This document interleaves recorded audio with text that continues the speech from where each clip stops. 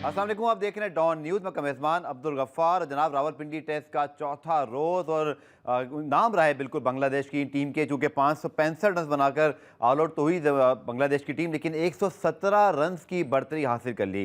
काफ़ी रिकॉर्ड्स है जो कि बांग्लादेश ने ब्रेक किए हैं, अपना हाईएस्ट एवर टोटल किया है, अगेंस्ट पाकिस्तान की है, सबसे बड़ी लीड उन्होंने पाकिस्तान के खिलाफ पहली इनिंग की हासिल की है। और यकीनी तौर पर पाकिस्तान क्रिकेट के लिए बहुत कुछ सोचने का मकाम, क्योंकि वर्ल्ड कप में पाकिस्तान यूएसए से हारा, उससे पहले हम आयरलैंड से हारे, जिम्बाब्वे से हारे।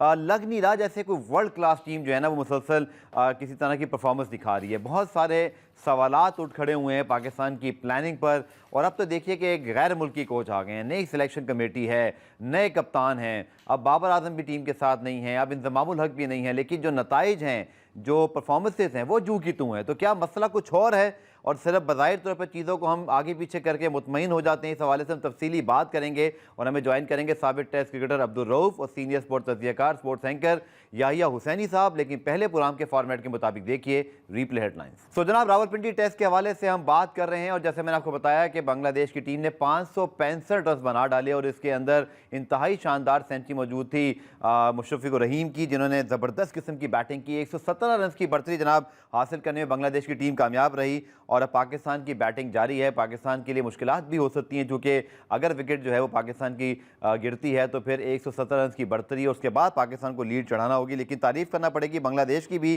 जिनकी तरफ से मुशफ़िकुर रहीम ने 191, जबकि शैटमन इस्लाम ने 93 रन बनाए और उसके साथ साथ भरपूर साथ दिया मेहदी हसन मिराज, जो बड़े टैलेंटेड ऑलराउंडर ने 77 रन बनाए। इसी तरह लिटन दास ने 56 रन की जो इनिंग खेली। और अगर देखा जाए सही मानों में तो बांग्लादेश की टीम ने पाकिस्तान को पहली इनिंग में 16 रन पे 3 आउट करके मुश्किलात से दो चार किया, लेकिन इस पूरे टेस्ट मैच में किसी भी लम्हे बांग्लादेश की टीम अंडर प्रेशर नहीं आई और पाकिस्तान को कम बैक करना पड़ा। उसके बाद पाकिस्तान की बॉलर्स की भी दिल खोर के पिटाई की और अगर आप देखें तो 2 विकेटें शाहीन शाह अफरीदी ने ज़रूर ली लेकिन 88 रन दिए, 3 विकेटें नसीम शाह ने लेकिन 93 रन दिए, 2 विकेटें खुर्रम शहजाद ने ली लेकिन 90 रन दिए और 2 विकेटें मोहम्मद अली ने ली लेकिन 88 रन दिए। तो तमाम ही फास्ट बॉलर जो हैं वो कोई अपना तासुर छोड़ने में कामयाब नहीं हो सके। और हम बात करेंगे, हमें ज्वाइन करें सीनियर साबिक टेस्ट क्रिकेटर अब्दुल रऊफ और कुछ देर में सीनियर स्पोर्ट्स जर्नलिस्ट जो हैं याहिया हुसैनी साहब भी हमें ज्वाइन करेंगे। रऊफ, 565 रन बांग्लादेश की टीम ने बना दिए और इससे पहले हमारी अपनी गलतियाँ कि हम 4 फास्ट बॉलर खिलाएं, फिर विकेट को सही परख ना सकें। अभी अजहर महमूद की भी बात सुनवाऊंगा आपको, वो कहते हैं जी हमारे अंदाज़ा गलत साबित हुआ, विकेट हमारे तवक्कुआत के मुताबिक ना खेल सकी। यानी कि मुझे नहीं लगता जैसे कि कुछ इस्लाह करने की कोशिश भी की जा रही है। अब तो बल्कि एक विकेट भी गिर गई है, 5 रन पे एक विकेट भी पाकिस्तान की गिर गई है। तो लग ऐसा रहा है कि पाकिस्तान टीम अब मुकम्मल दबाव में भी आ सकती है। जी रऊफ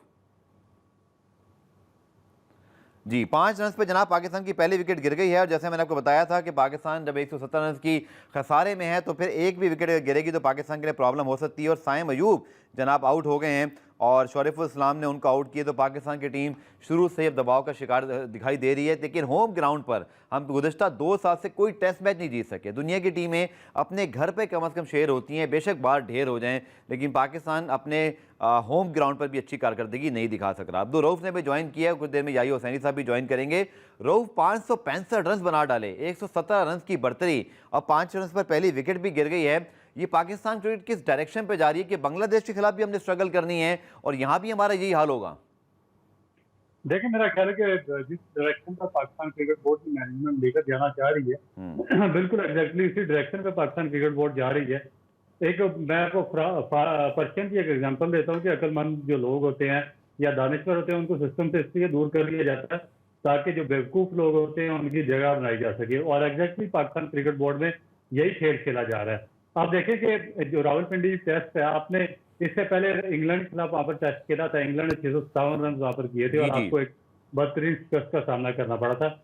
आपके सेंटर को डी-नोटिफाई पॉइंट मिला था। इस बात को 2 साल हो चुके हैं, 2 साल में आप पिच प्रिपेयर नहीं कर सके और फिर दोबारा पिच पर आप बांग्लादेश के खिलाफ खेले हैं। जी और उसके बाद फिर आप अपनी मैनेजमेंट का दिमागी हालत चेक करें कि उनके उनके दिमाग इतने भी दुरुस्त नहीं है, उनको पता ही नहीं कि यहाँ पर ना तो मट्टी हमने चेंज किया, ना भी हमने इजाफी कोई चीज लगाई है, ना प्रिपरेशन किया, ना कुछ। वही पिच है, वही रोड पिच है, उसके ऊपर आपने थोड़ा सा घास छोड़ा, नीचे थोड़ा सा मॉइस्चर छोड़ दिया और आपने कहा जी 4 फास्ट बॉलर खिला दिए कि हमने फास्ट बॉलिंग पिच तैयार कर दी है। तो जिन लोगों की सोचने समझने की ये हालत होगी, जिनकी मैनेजमेंट की ये हालत होगी, जिनकी दिमागी कंडीशन ये होगी, वो आगे पाकिस्तान को सही समझ पर कैसे लेकर जा सकते हैं। अब 4 फास्ट बॉलर चलाने का मकसद एक आप स्वीट साइड है जो आपने कर ली थी, और एक ऐसी पिच पर, पिंडी की पिच पर, जो कि बैट्समैन के लिए पैराडाइज होती है। थोड़ा सा आपने जी जी ओपनिंग स्पेल गुजारना होता है और उसके बाद आप पूरा दिन बैटिंग कर सकते हैं। ये तो आप शुक्र करें कि ये स्पीकर रहीम आउट हो गया, उन्होंने 200 नहीं किया, वरना वो 250 रन की लीड आपके ऊपर लेकर जा सकते थे।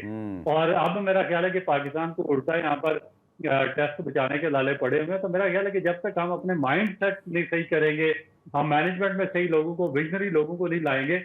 मैंने 2 दिन पहले ये बता दिया था कि आपका ये डिजास्टर है 4 फास्ट बॉलर को खिलाना रावलपिंडी की पिच पे, और ये एक आई बात है लोगों को। आपने जो घास तोड़ के ऊपर छोड़ी थी, नीचे तो बिल्कुल फ्लैट है। इसका मकसद क्या है कि हम लोग पाकिस्तान में फर्स्ट क्लास क्रिकेट बहुत लंबा अर्सा खेले हैं, 148-50 इस तरह के मैच हमने इन रोड पिचेस पर खेले हैं। हमको पता होता है कि इनकी एग्जैक्टली सिचुएशन क्या निकलती है, पहले दिन क्या बिहेव होता है, पहले सेशन में, दूसरे सेशन में, तीसरे और चौथे सेशन में कैसे बिहेव करती हैं।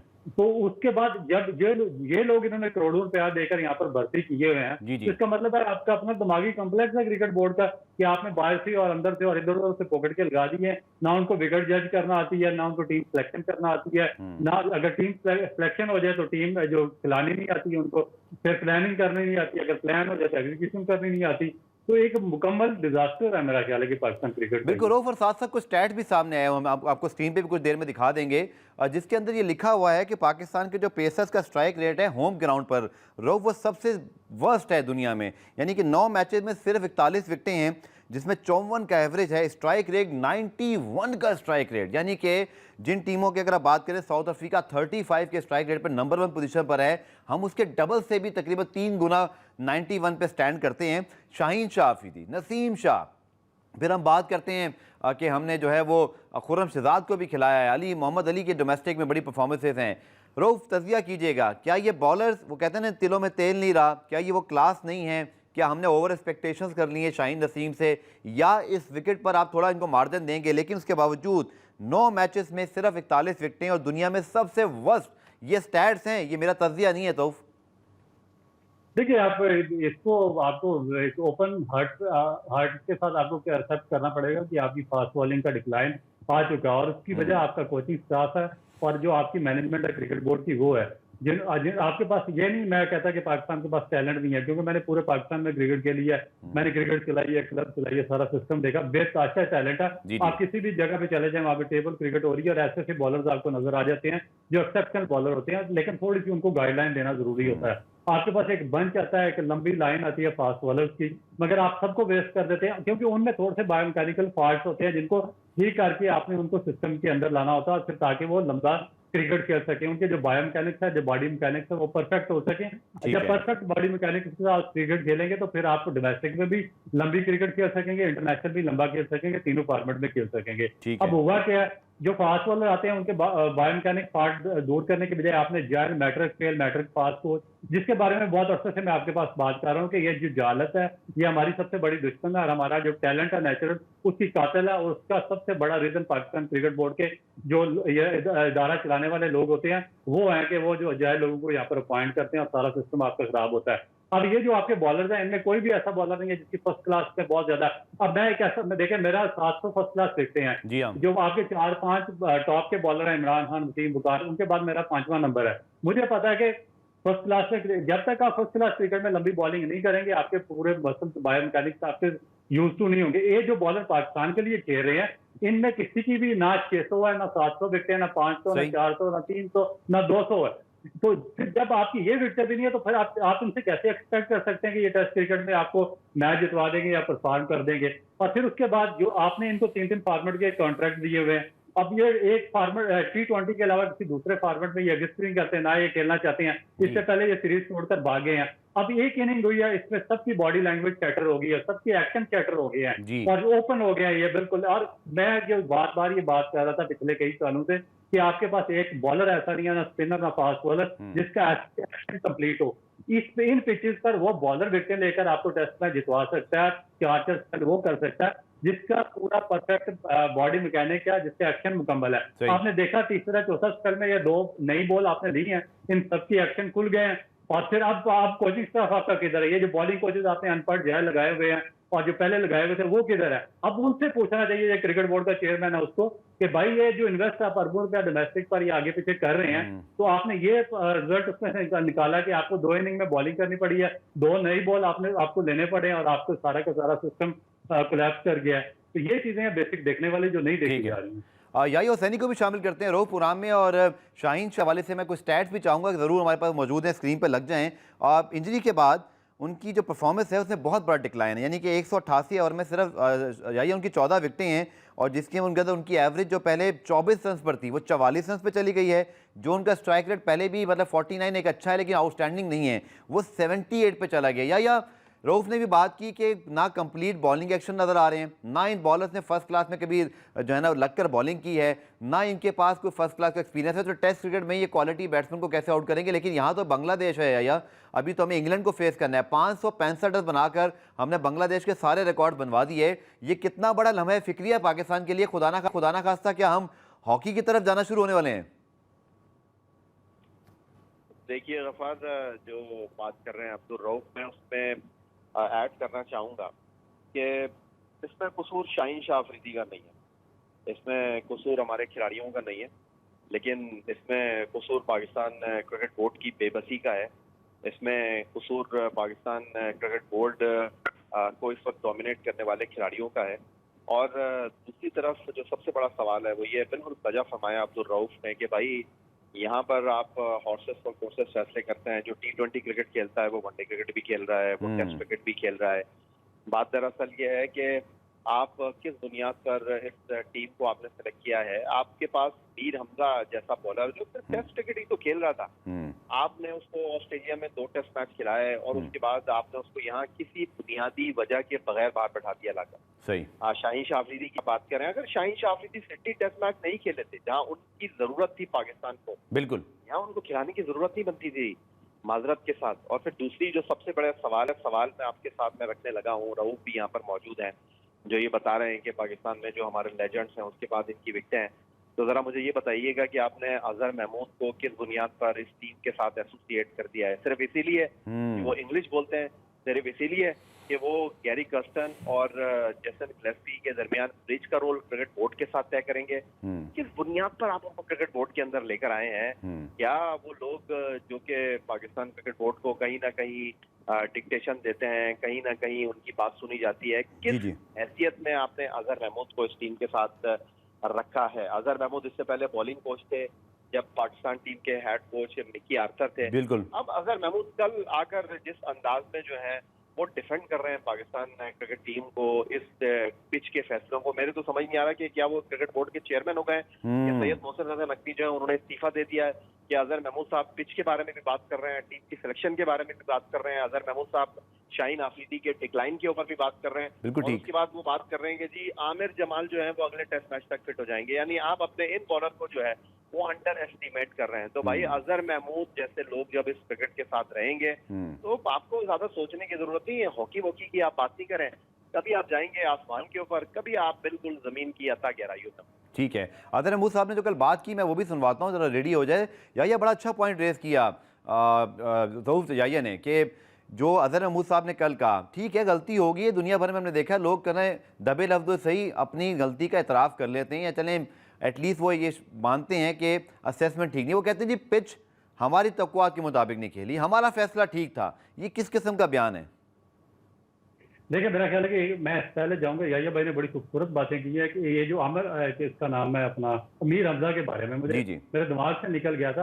आप देखें कि हम किस तरह अपना नेचुरल टैलेंट जाया करते हैं, उसको बर्बाद कैसे करते हैं। कि आपके पास एक ही बॉलर है जो टेस्ट फॉर्मेट का बॉलर है, जिससे ऑस्ट्रेलिया में जो लास्ट टेस्ट मैच हुआ उसने एक्सेप्शनल परफॉर्म करके जितने भी एक्सपर्ट थे उनको उससे हैरान कर दिया था।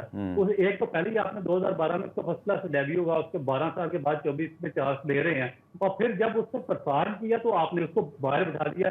देखिए ये बाकी तो ये T20 क्रिकेट खेलते हैं, ये तो टेस्ट क्रिकेट से ही भाग जाते हैं। आप पिछले 4 सीरीज उठाकर देख लें, उसमें ये सारे भाग गए थे। अगले टेस्ट में मुझे ऐसे ही लग रहा है। अब अगले टेस्ट में बिल्कुल यही होगा। मीर हमजा वाइड बॉलर था जो परफॉर्म कर रहा था, कह रहा था, और इनकी अकल का अंदाजा लगा ले पाकिस्तान क्रिकेट बोर्ड की मैनेजमेंट का कि ठीक है। उसी को बाहर निकाला जो टेस्ट क्रिकेट का एक जेन्युइन प्रोडक्ट है, जो आपको विकेट लेकर दे सकता है, जिसको सेंस थी क्रिकेट की, सही। और जो फिट था, जो लंबे स्पेल कर सकता था, उसको इन्होंने बाहर कर दिया। और जो बाकी T20 फॉर्मेट खेलते हैं और आगे पीछे उनको रॉन्ग एक्शन के साथ खेलते हैं, उन सबको टेस्ट मैच में डाल दिया और स्पिनर को निकाल दिया पिंडी की पिच पर। दूसरा, जहां तक अजहर महमूद की बात की है या बाकी की, मेरा ख्याल है कि देखिए, आपने सबसे पहले जिस आदमी में पिच रीड करने की भी सेंस नहीं है मैनेजमेंट में, उसको आप करोड़ों रुपया देकर कैसे पाकिस्तान क्रिकेट के लिए हायर कर सकते हैं। पिंडी की पिच का हमें पता है कि भाई यहाँ पे रोड पिच आपके सामने इंग्लैंड का टेस्ट मैच हुआ, बिल्कुल। 57 उन्होंने डिक्लेयर की थी, 657 रन उन्होंने किए थे। उसकी आउट डी नोटिफाइड सही। आपको इसीलिए मिला था। आपने उसकी ना मट्टी चेंज की, ना सॉइल चेंज की, कोई चीज भी उसमें चेंज नहीं की, और आपने उस पर 4 फास्ट बॉलर खिला दिए। आपने क्या किया, उससे थोड़ी सी घास छोड़ दी, घास के नीचे आपने थोड़ा सा पानी छोड़ दिया, मॉइस्चर छोड़ दिया। ये आपने जो टोनी एमन से आपने बुलाया हुआ ग्राउंडमैन वहां से बात, जी। एक तो पता नहीं हमारी कौम को क्या कम्प्लेक्स है ये गोरों का या इंग्लिश बोलने का, तो वहां से उसको बुलाया, उसने क्या किया, उसे पानी छोड़ा, ग्रास रख दिया और सारी 4 फास्ट बॉलर खिला दिया, आपने सही। खिला दिए। क्या आपने सेंस नहीं, आपने क्रिकेट नहीं खेली? आपको चलिए नहीं पता टॉमी कि हामिंग के हवाले से बात भी करेंगे, ये क्या पिंडी में होगा? मौजूद हैं हमारे बहुत सारे सहाफियों ने उनसे की, लेकिन मुझे नहीं पता कि हालांकि उनको भी प्रेस कॉन्फ्रेंस में आना चाहिए, या कम से कम आके कोई तो एक्सप्लेन करे कि ये विकेट किसने बनाई, ये 11 किसकी फाइनल थी, बजाय इसके कि हम चीज़ों को डिफेंड करें। पुनः में शॉर्ट ब्रेक है, ब्रेक से वापस आकर याहिया और रऊफ से हम जरूर बात करेंगे कि अब इस टेस्ट मैच में मजीद क्या होना है, और साथ साथ अब्दुल रऊफ के सॉरी अब जो अजहर महमूद साहब हैं उनकी गुफ्तगू भी आपको सुनवाएंगे शॉर्ट कमर्शियल ब्रेक के बाद। तो पाकिस्तान टीम के असिस्टेंट कोच अजहर महमूद कल प्रेस कॉन्फ्रेंस करने आए, पिच के हवाले से, 11 के हवाले से जब उनसे सवाल हुआ उनका क्या कहना था, पहले आप वो देख लीजिए। मुझे ये समझ नहीं आ रही कि क्या अजहर महमूद के पास इख्तियारात नहीं है या वो फैसलों को डिफेंड नहीं कर पा रहे। एक तरफ वो कह रहे हैं जी बैट्समैन 7 मैच पे खिलाना पड़ता है, फिर कह रहे हैं कि बारिश के बाद जो है वो मैच शुरू नहीं हुआ इसलिए धूप पड़ गई। तो मतलब अगर वो धूप मैच शुरू होता तो क्या धूप नहीं पड़ती, तब छाँव हो जाती? चलें रऊफ साहब से ही सवाल। अजहर महमूद कह रहे हैं जी वो चूंकि मैच ताखीर से शुरू हुआ तो 3 घंटे जो धूप पड़ी उसकी वजह से जो है वो सारा मॉइस्चर पे चेंज हो गई, हालांकि हम तो टॉस भी हार चुके थे। तो क्या अगर मैच वक्त पे शुरू होता तो तब ये धूप नहीं पड़ती पिच पर? अगर वक्त पे ये मैच शुरू हो जाता और इससे ये मॉइस्चर रहता, धूप ना पड़ती और बांग्लादेश टॉस जीत जाता, तो मेरा ख्याल है कि पाकिस्तान 100 रन से आउट हो जाते, क्योंकि 16 पे तो 3 आउट हो चुके जी थे। जी तो ये तो हमारे ही खिलाफ जाता है। इनको पता ही नहीं है बात क्या करनी है। बिल्कुल। सिस्टम चलाना, टीम चलानी तो बहुत दूर की बात है, बात करनी नहीं आती इनको। तो रऊफ ये जैसे गिलिस्पी क्या कर रहे हैं, फिर उनको प्रेस कॉन्फ्रेंस करने नहीं आना चाहिए था कल हेड कोच को खुद?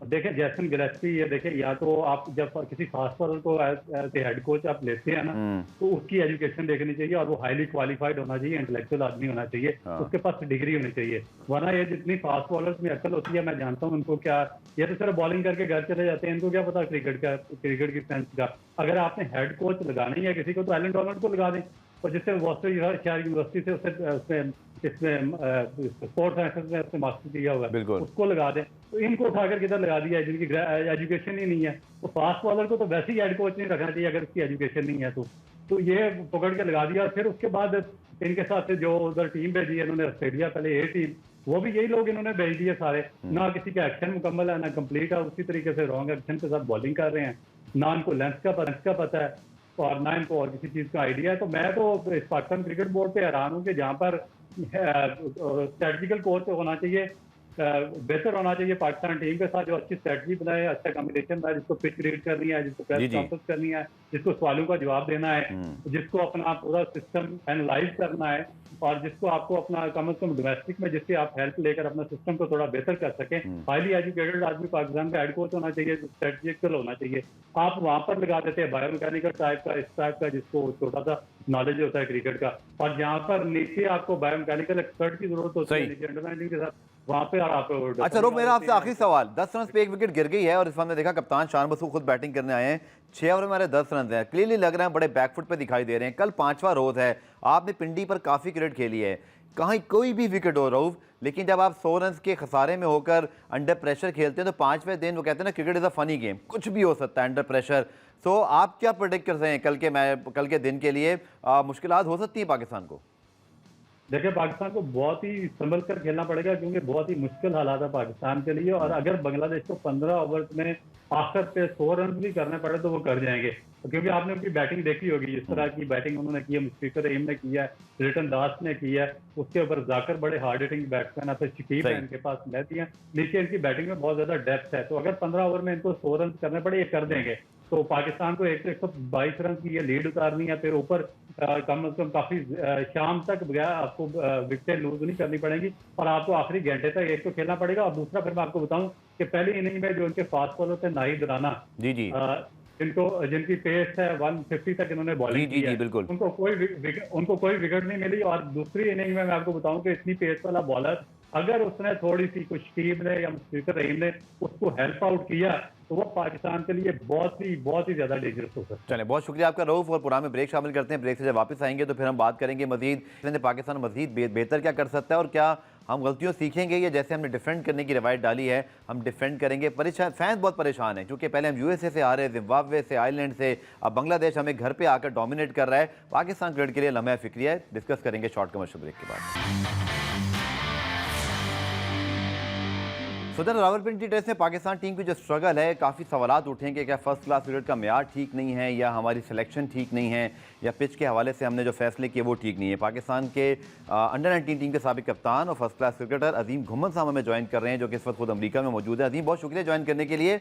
कुछ हैरानगी की बात है कि टीमें कम अज़ कम होम कंडीशन में अजीम डोमिनेट करती हैं, लेकिन हमने देखा कि वैसी चीज़ दिखाई नहीं दी, और बांग्लादेश 117 रन की लीड देने में कामयाब हुआ। इंग्लैंड हो, न्यूजीलैंड हो, ऑस्ट्रेलिया, आप ये एक्सपेक्ट कर सकते हैं कि बांग्लादेश ने अगर हमारे खिलाफ ये पोजीशन हासिल की है तो it must be a worrying sign. Tariq Ghaffar भाई, सबसे पहले वरी साइन तो ठीक है आपकी बात, बट मुझे ऐसा लगता है ओवरऑल थोड़ा सा पिच रीड करने में ही गलती हो गई है। जी हाँ। और मुझे ऐसा लगता है कि हुआ दोनों तरफ से ही है, क्योंकि बांग्लादेश ने भी पहले, अगर आपने देखा हो, कि बॉलिंग करना प्रेफर की, पाकिस्तान ने डिक्लेयर किया और लग ऐसा रहा था। बट फ्रॉम द डे 2, पहला दिन तो आपको पता आधा बारिश में चला गया, जी जी, और डे 2 से ही दिख रहा था कि पिच इतना कोई ट्रबल नहीं कर रहा है। अर्ली ऑन के अलावा कोई ऐसा ट्रबल करता हुआ नहीं दिखा पिच में। और फिर पाकिस्तान ने राइटली सो डिक्लेयर किया, क्योंकि चांस तो वो लेना था। क्योंकि अगर आप अपने होम कंडीशन में खेल रहे हो, टेस्ट चैंपियनशिप है, और पॉइंट्स आपके नहीं बन रहे, तो फिर मुश्किल हो जाती है। और हमारे होम कंडीशन में प्रॉब्लम आ ही ये रहा है कि रिजल्ट ओरिएंटेड मैचेस नहीं हो पा रहे। अजीम, आपने बिल्कुल ठीक मेंशन किया कि पिच को रीड नहीं किया, लेकिन बांग्लादेश हमारे मुकाबले में एक बहुत जो है ना वो लो रैंक टीम है। हमने हमेशा से डोमिनेट किया है, 13 में से 12 टेस्ट हम इनके खिलाफ जीते हुए हैं, कभी वो जीते नहीं। लेकिन आज वो ऐसी पोजीशन में जब हमें उन्होंने अंडर प्रेशर लाए हुए हैं, सो हमने तो कभी ये सोचा नहीं था बांग्लादेश के मुतालिक कि कोई हमें पिच की ज़रूरत पड़ेगी या हमें कोई टॉस की ज़रूरत पड़ेगी। हम तो हर हाल में इनको डोमिनेट करते हैं, जैसे ऑस्ट्रेलिया, न्यूजीलैंड, इंग्लैंड बड़ी टीमें छोटी टीमों को किया करती हैं। ये क्या ज़ाहिर करता है? क्या हमारी जो मौजूदा जनरेशन है क्या टैलेंटेड नहीं है? क्या कॉन्फिडेंस नहीं रहा कि यूएसए से भी हार गए, जिम्बाब्वे से भी हार गए, उससे पहले हम आयरलैंड से भी हार गए, अब बांग्लादेश हमारे घर में आके 565 रन बना के अपना हाईएस्ट एवर टोटल कर रहा है। ये क्या इंडिकेट करता है? क्या पाकिस्तान क्रिकेट का डिक्लाइन है ये? नहीं, ऐसी नहीं है। बात यह है कि कंडीशंस थोड़ी बहुत तो हो ना फेवरेबल, जिसमें रिजल्ट ओरिएंटेड दिखे। अगर आप दुनिया जहां में क्रिकेट देखें, जब से खासतौर पर टेस्ट चैंपियनशिप आई, कंडीशन उस तरह की बनती है जहाँ से रिजल्ट ओरिएंटेड चीज आती है। सही है। इस टीम को तो मैं फिर भी क्रेडिट दूंगा, क्योंकि ये कम से कम उस इंटेंशन से खेल रही है, और जिस तरह के प्लेयर्स खिला रही है, दिख रहा है कि रिजल्ट लाना चाह रही है। जिस तरह से डिक्लेरेशन हुई, हर चीज हुई, रिसेंट पास्ट में हमने देखा, और उससे सबक हासिल करना चाहिए कि यार हम लोग रिजल्ट ओरिएंटेड दिलाते हैं रिजल्ट। और दूसरी जो चीज है सबसे बड़ी, ये जिन जगहों पे मैचेस हो रहे हैं, और आपने देखा है काफी अरसे से पिचेस पे डिबेट है, इस पे डिबेट है जी जी। कि ये चेंज होना चाहिए, क्ले चेंज होना चाहिए। अगेन थोड़ी सी कंडीशन हो तो फिर रिजल्ट भी आता है। इस कंडीशन में जिसमें शुरू के 2 घंटे तो फास्ट बॉलर को हेल्प मिली, फिर ऐसा कुछ नहीं मिली, और फिर ना स्पिनर का कुछ हो रहा, और स्पिनर आपने वैसे भी खिलाया नहीं है, तो उसमें रिजल्ट किस तरह आएगा? बहुत मुश्किल हो जाता है। ठीक है अदीम, इसके मुतालिक ये बताइएगा कि जैसे हमने बिल्कुल ठीक बात की पिच के हवाले से, लेकिन जयसिंह गिलेसी मौजूद हैं, अजहर महमूद मौजूद हैं, बाबर आजम मौजूद हैं, रिजवान मौजूद हैं, इसी तरह हमारे पास जो है वो खुशान मसूद मौजूद हैं। किस तरह से पिच गलत रीड हो गई? फिर आप ये देखें कि आप सेफ साइड प्लान भी तो रखते ही हैं। ज़मानों से हम देख रहे हैं कि ऑस्ट्रेलिया, साउथ अफ्रीका और इवन इंग्लैंड भी ज़रूर एक स्पेशलिस्ट स्पिनर खिलाते हैं। यस, न्यूजीलैंड में बहुत ज़्यादा गेम सीम और स्विंग होता है, तो शायद वहाँ पेस अटैक चल जाता है, बट हमने तो एक बहुत ही कहते हैं ना एक बहुत ही अजीब सा फैसला किया, जिसमें अबरार जैसा स्पिनर जो कि शायद बांग्लादेश ने उनको कभी खेला नहीं, वो एक बहुत ज़बरदस्त मिस्ट्री स्पिनर होते हैं। आपको हैरानगी हुई जब हमने 11 में उनको डाला ही नहीं? देखिए, खास तौर पे गफ्फार भाई, स्पिनर अगर आप प्रॉपर खिला रहे हो, टेस्ट मैच 5 दिन का होता है, तो कम से कम भी चौथे और 5वें दिन तो स्पिनर आपका प्ले में आ ही जाता है। बिल्कुल। चलो पहली इनिंग में तो समझ आता है कि आप शायद ओवर रेट की वजह से ले आओ, ये वो ले आओ, पर चौथी इनिंग में तो स्पिनर आते ही आता है। और आपके पास अबरार की शेप में बहुत अच्छा स्पिनर है जिसको आपने रिलीज किया, बट तो आपको उसको मौका देना चाहिए। और यहाँ पे भी, इस जगह पे भी अगर आप नहीं खिलाएंगे तो कहाँ खिलाएंगे, क्योंकि अगर बिल्कुल ही फ्लैट हो पिच, जो कि मतलब उस तरह से ही दिख रहा है कि बैटिंग के लिए ज्यादा साजगार रहा है, तो तब भी स्पिनर बनता है।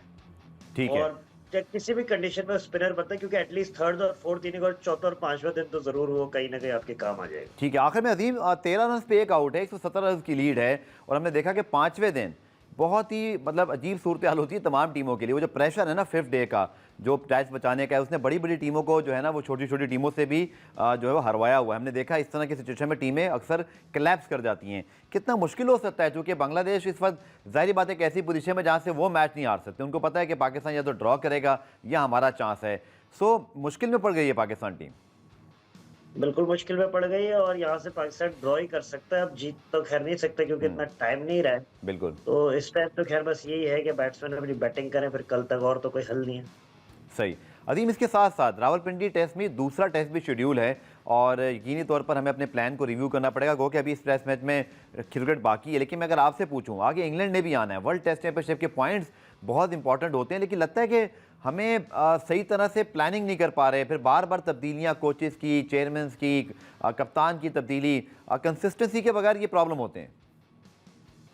देखिए, मैं इसका पहले ही आपको बता चुका हूँ, टेस्ट क्रिकेट के लिए जहाँ हम कोकोबोरा बॉल यूज करते हैं, मुझे नहीं लगता अभी कहीं पे भी एज सच हमारा स्क्वायर है जहाँ पे हम लोग रिजल्ट ओरिएंटेड चीज ला सकें। तो उस चीज पे काम करना चाहिए।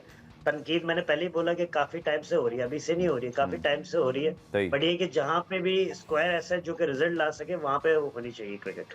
चले, बहुत शुक्रिया अजीम गुम्मन, पाकिस्तान अंडर 19 के साबिक कप्तान हमारे साथ मौजूद थे। शामिल करते हैं ब्रेक से वापस आकर पाकिस्तान स्नूकर टीम की बात करेंगे इस ब्रेक के बाद।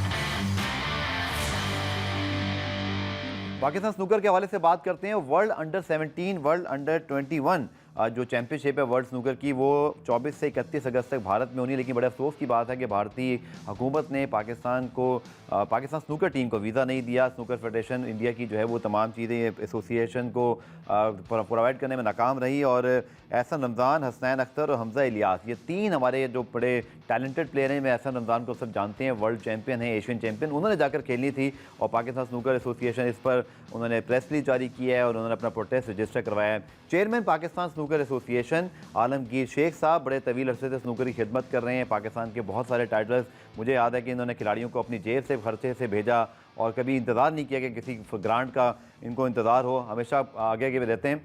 शेख साहब, यकीनी तौर पर तीनों बच्चे बड़े टैलेंटेड हैं, और मेडल का चांस बनता था, वीज़ा ना मिलना और पाकिस्तान टीम का ट्रैवल ना करना इज़ वेरी डिसअपॉइंटिंग। आपको बहुत शुक्रिया। देखिए, बात यह है कि हम पाकिस्तान इंडिया की रिलेशनशिप को जानते थे, और हमें पता था कि वीजा प्रोसेस में कितना टाइम लगता है। जी सर। बट हमारी गवर्नमेंट ने हमें NOC, ministry interior, ministry foreign affair, IPC से एनओसी हमको मिल गई थी इन टाइम, और हम बहुत मशहूर हैं उनके, हमारी मिनिस्ट्रीज के।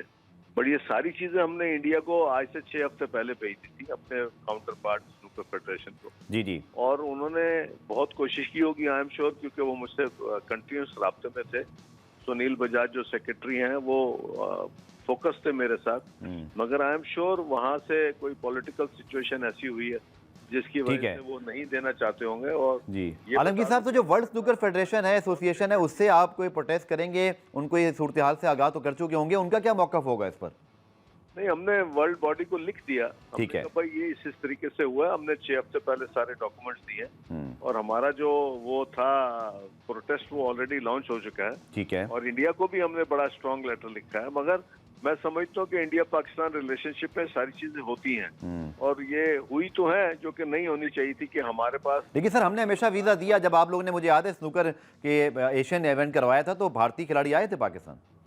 वही मैं बता रहा हूँ ना, हमारे पास एशियन चैंपियनशिप का भी टाइटल जूनियर का है, अंडर 21 का भी है। वर्ल्ड स्नूकर से हमारा एहसन सीनियर में कॉल जीता हुआ है। तो हमारे पास बहुत ही अच्छी टीम थी, वो बड़ी बैलेंस। अंडर 17 में हमारा सही। एक लड़का खेलता, 2 अंडर 21 में खेलते, बल्कि तीसरा भी अंडर 21 खेलता, और बड़ी ही अच्छे निक फॉर्म में थे तीनों, और अच्छा खासा प्रैक्टिस कर रहे थे। बट हमें ये उम्मीद आखिरी एक हफ्ते से तो नहीं थी कि हो रहा है, क्योंकि स्टूडेंट का वीजा लेने के लिए इस्लामाबाद जाना, जी जी, पैसे से जाके सारे काम कराना, तो चलें। ये एक दिन का मैटर तो नहीं। लेट्स होप कि आगे ऐसी सूरत का सामना न करना पड़े, क्योंकि पाकिस्तान स्नूकर वाकई मेडल पोटेंशियल नहीं है बल्कि मेडल विन। और इन्होंने चाहे मोहम्मद यूसुफ हो, मोहम्मद आसिफ हो, एहसन रमजान, वर्ल्ड चैंपियन पाकिस्तान ने प्रोड्यूस किया, लेकिन भारत का एक मरतबा फिर खेल दुश्मन रवैया सामने आया। पुरान रिप्ले में आज के लिए इतना ही। पीर को आपसे मुलाकात होगी, तब तक के लिए अल्लाह हाफ़िज़।